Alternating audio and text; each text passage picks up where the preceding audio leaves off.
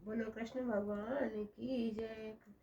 आषाढ़ कृष्ण योगिनी एकादशी। श्री कृष्ण जी बोले, हे दुष्ट, आषाढ़ मास की कृष्ण पक्ष की एकादशी का नाम योगिनी है।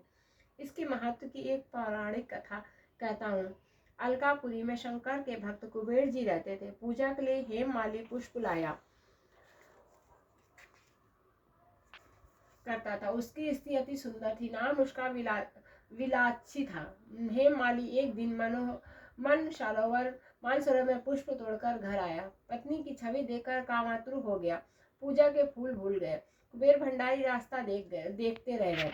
माली के घर कोक शास्त्र की पीड़ा होने लगी। यक्ष पति कुबेर ने गुप्त यक्षों को भेजा और उनके कुकर्मों को देख गए। और उस महाअंधे ने उनको न देखा। कुबेर ने माली को बुलाकर कहा, अरे महापापी नीच, तूने मेरे पूज्यवर जी का तिरस्कार किया, इस कारण श्राप देता हूँ।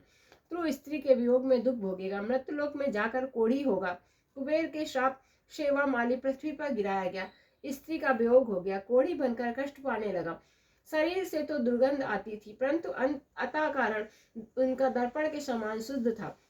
शंकर भक्ति के प्रभाव से उसे पिछले जन्म की स्मृति थी। प्रायश्चित करने के लिए वह हरिद्वार में आया।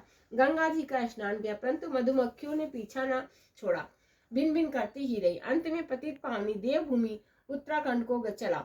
देवप्रयाग होता हुआ यमुनोत्री के तट पर पहुंचा, जहाँ चिरजीवा महामुनि मार्कंडे जी का आश्रम था। उसके दर्शन से मक्खियां अंतर ध्यान हो गई। हेममाली उसके चरणों में गिर गया पड़ा। अपने अपराध की कथा सुनाकर मुक्ति का उपाय पूछा। मार्कंड जी मुनि बोले, आषाढ़ मास की कृष्ण पक्ष की एकादशी का व्रत सहित विधि सहित व्रत करो, समस्त पापों का नाश हो जाएगा। अतः हेममाली ने मुनि की शिक्षा से योगिनी एकादशी का व्रत किया। उसके प्रभाव से अपने दिव्य स्वरूप को प्राप्त हुआ। जो फल 88,000 ऋषियों को भोजन खिलाने से मिलता है, वह इस महत्व को सुनने से मिलता है। इस दिन मिश्री का शगाल लेने। बोलो कृष्ण भगवान की जय।